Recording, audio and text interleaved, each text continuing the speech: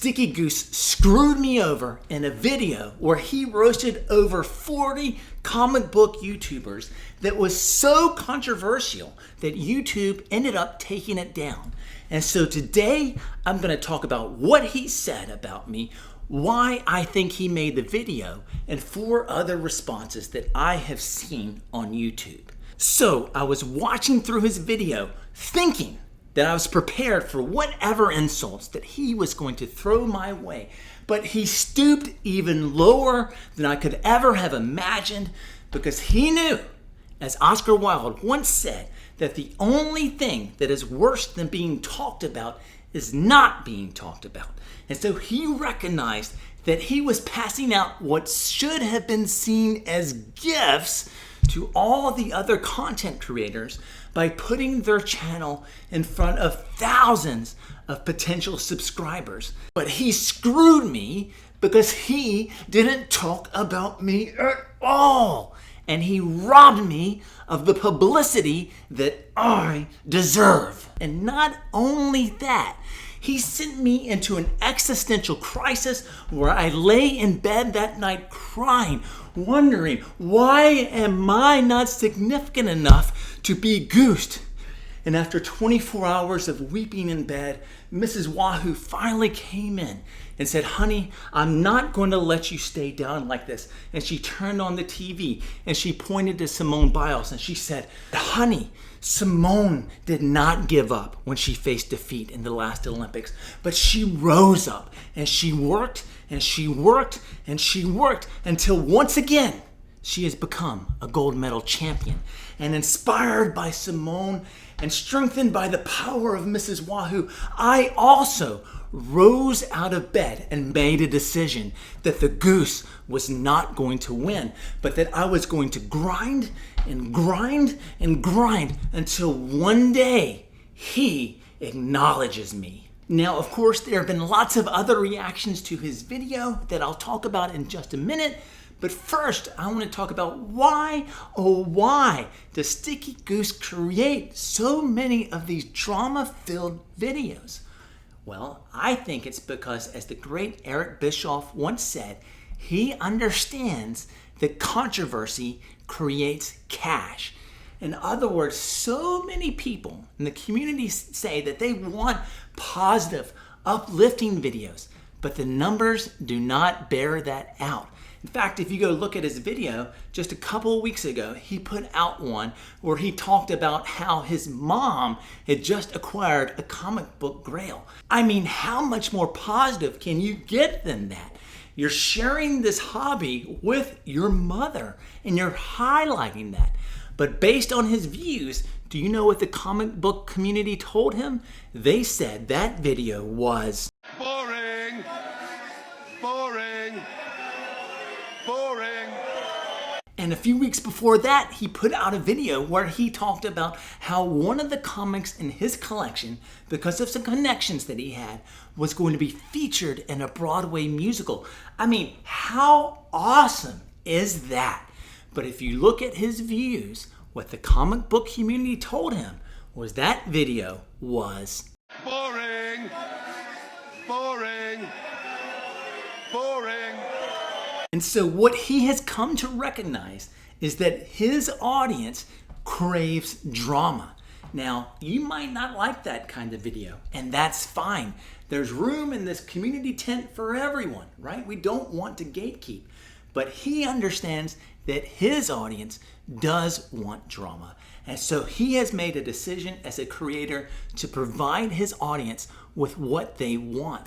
And I don't think we should hate him for that. Again, you might not like his videos. We want to unsubscribe from him. I think he's probably the most unsubscribed person on YouTube. That's fine. But we can't hate him for simply wanting to fulfill the demand of his audience. I mean, something that a lot of us complain about right now is how comic book writers and movie writers are just putting what they want into their books and movies instead of what the fans want. And we grumble and complain and all this kind of stuff. And it's, of course, why Deadpool and Wolverine is doing so well now, even though I haven't seen it, so please no spoilers in the comments. But it's clearly doing well, and from what I understand, it's because it provides a lot of fan service.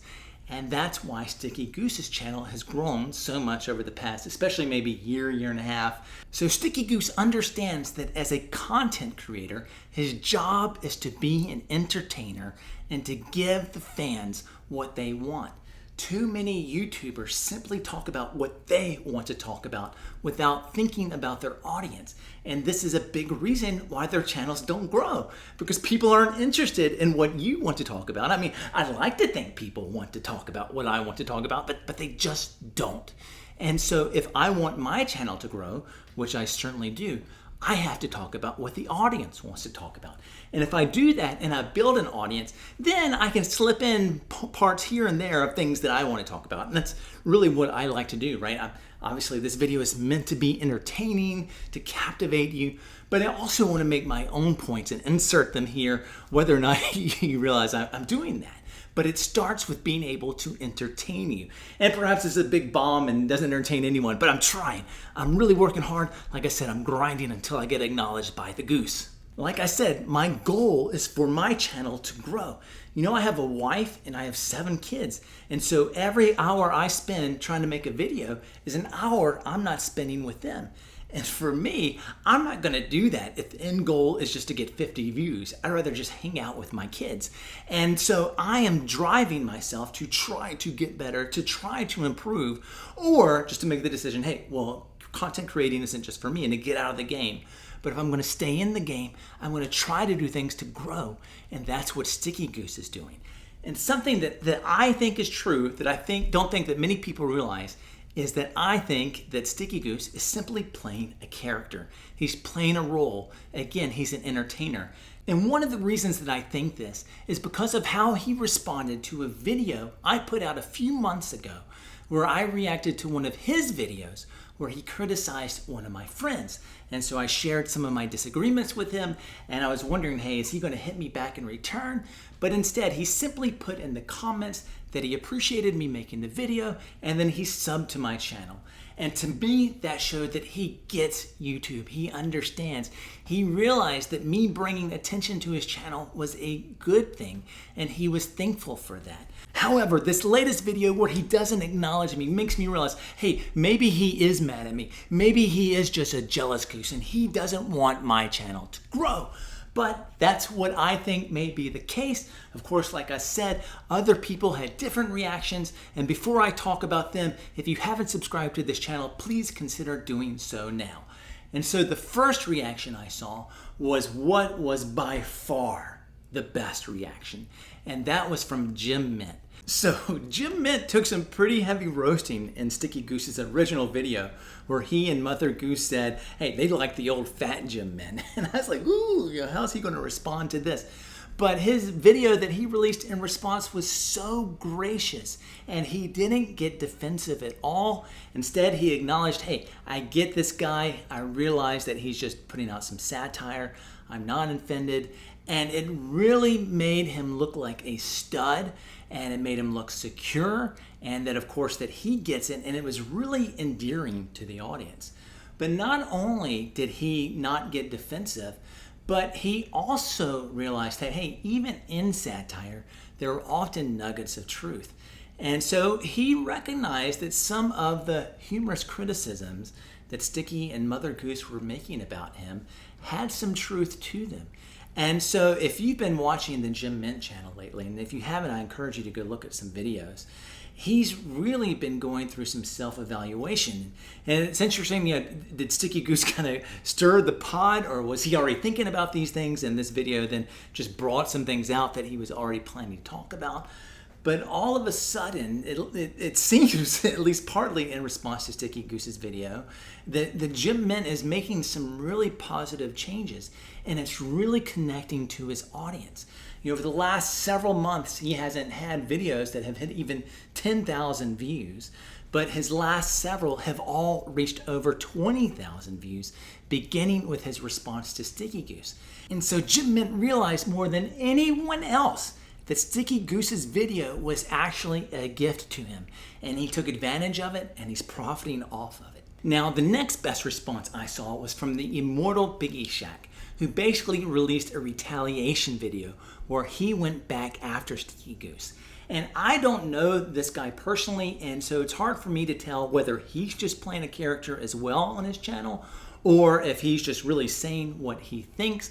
If you look at how he set up his channel, he's clearly been inspired by professional wrestling, which I think us as YouTube content creators can really learn a lot from. And so he's trying to create promos, and he wears a championship belt in at least some of his videos. And so he cut this awesome promo on Sticky and Mother Goose, where he talked about, hey, Sticky Goose, you think you're better than everyone. And I think this was a great way to respond to Sticky Goose, because I think one of the reasons the Goose has become so popular is that he's resonated with a lot of us because he portrays himself as being one of the common men. He's spent a lot of time in his videos over the last maybe year describing how he was deceived by a lot of big-time dealer YouTubers. And I think a lot of people feel that because we've all been burned for the most part over the past year and a half as the comic book market has crumbled. And so people are angry about that, and so they resonate with Sticky Goose. But the immortal Biggie Shack is coming and saying, no, this guy's just a poser. He's not really one of us. He's not even really hurting. We know his wife's a lawyer. He has everything. Look at these books on his wall. I mean, this guy's one of the elite. He's not like one of us common men at all. And I think that's a great approach. Again, I don't know whether that's intentional or not. Again, I don't know if the Immortal Biggie Shack really has these feelings or not. My feeling talking about like professional wrestling, most professional wrestling characters who succeed amp up who they really are. And that's what I'm trying to do here. This is who I really am, but I'm a little being exaggerated. I think that's probably what Sticky Goose does, what the Immortal Biggie Shack does. But this has been successful for the Immortal Biggie Shack because this video that he put out that responded to Sticky Goose has gotten him the most views that he's gotten over the past 5 months. So once again, whether he meant to or not, or saw it as a gift, or is just angry and retaliating out of anger, I don't know. But it has been a gift to his channel and got more eyes on it. Now, the third type of response was the worst one. And this came from whoever it was that reported Sticky Goose to YouTube for a copyright violation. And there's some rumors who it might be, but Sticky Goose hasn't actually released the name. And if it is who it's rumored to be, it's someone that I've left comments on their videos, and so I don't have any personal beef with them. But I am, if they see this video, going to offer what I think hopefully is seen as constructive criticism, hopefully is seen as given out of love and not just trying to stir the pot or come down on you, because I think some people have come down pretty hard in some of the comments.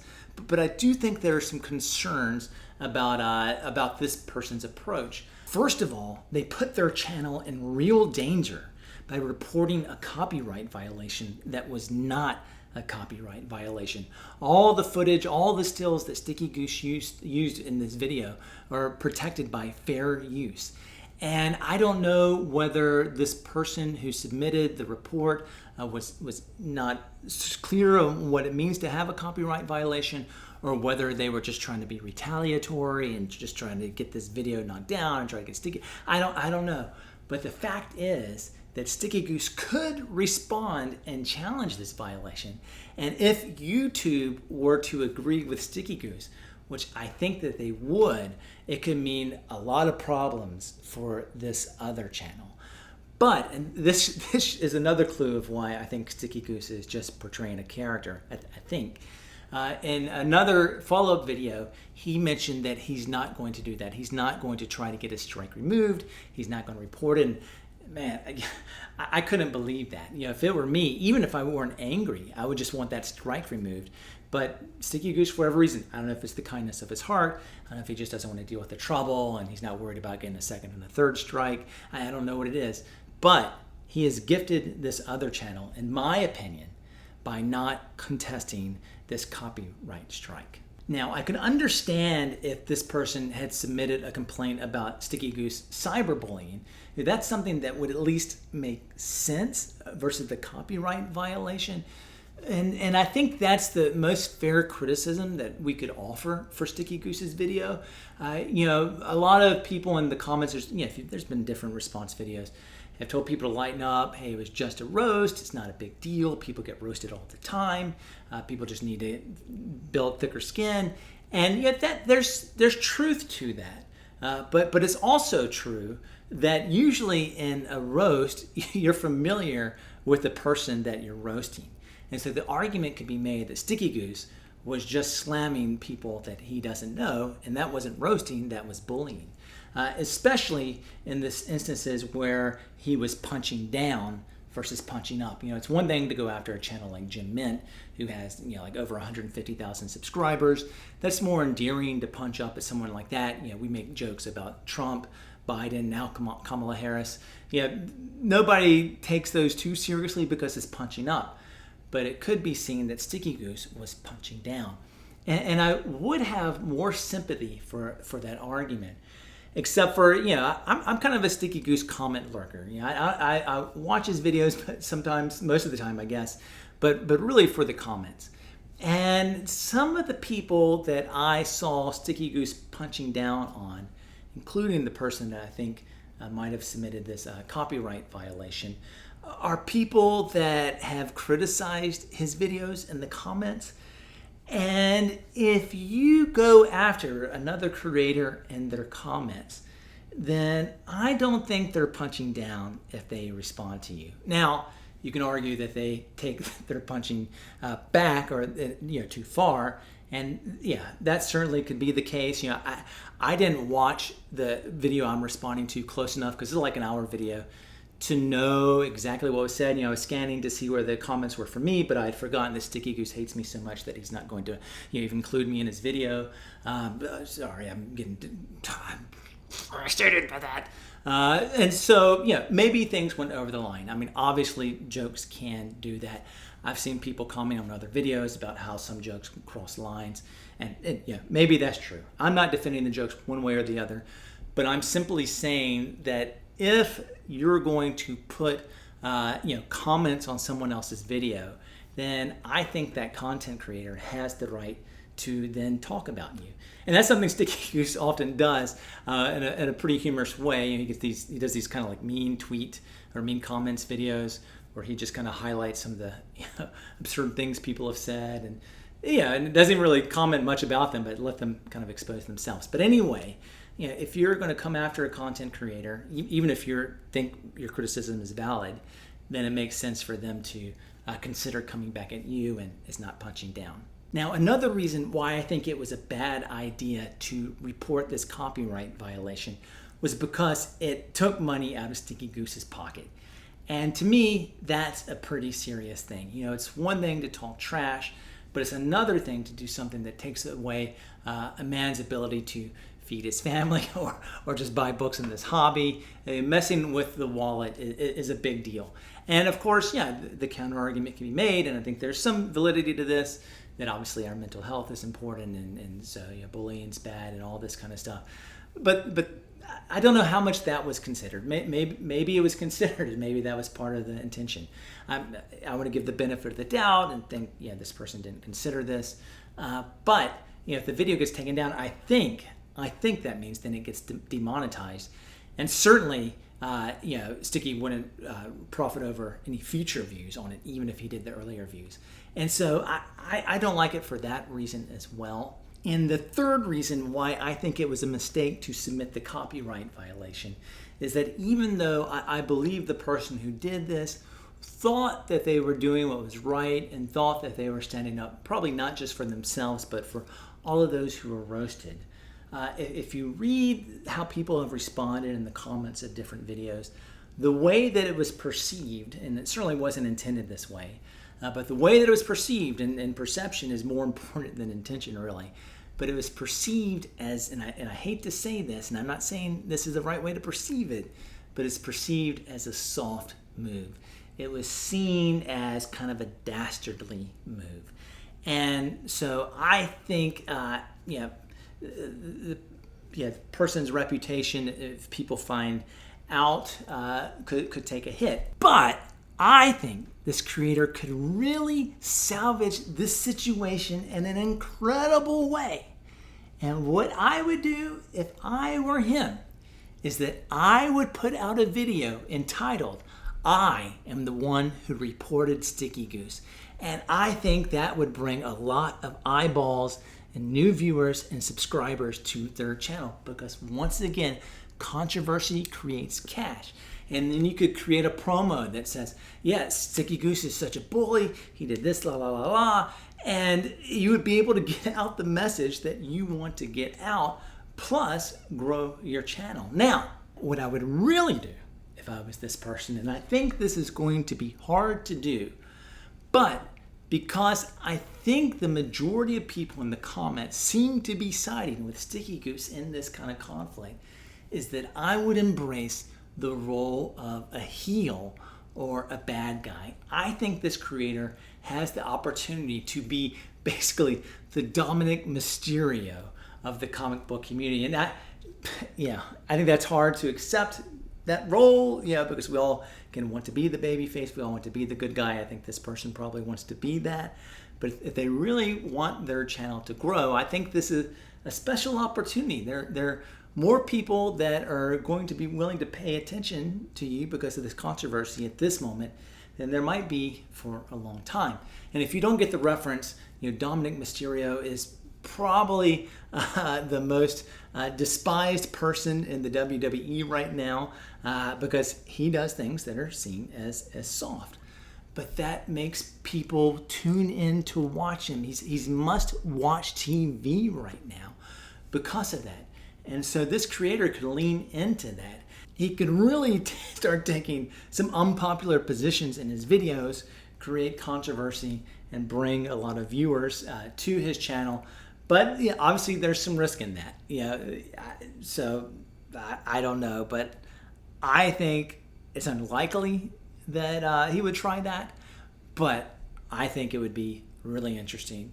And I certainly would watch more of the videos if there was this controversy, and I think a lot of other people would as well. Now, once again, I think that's going to be hard to do because we all tend to be marks for ourselves. It's still real to me, damn it! Where we want to see ourselves as the heroes, the baby faces, the good guys. But that's an uninteresting world when everybody's the good guy. And so we can embrace different roles that we play as entertainers. Once again, we are entertainers, or that's what we should aspire to be if we want our channel to grow. Dominic Mysterio has become incredibly entertaining by embracing a character that's not really who he is. He obviously hasn't really been to jail, right? That's part of his character. But he is this soft guy who I can't get enough of. I love every time he's on the screen. And so I think there's room for someone in the community to rise up and play this heel role. And in some sense, Sticky Goose has been fulfilling that role. But something that's awesome in wrestling is that when the heel keeps entertaining you, then eventually people start cheering for you.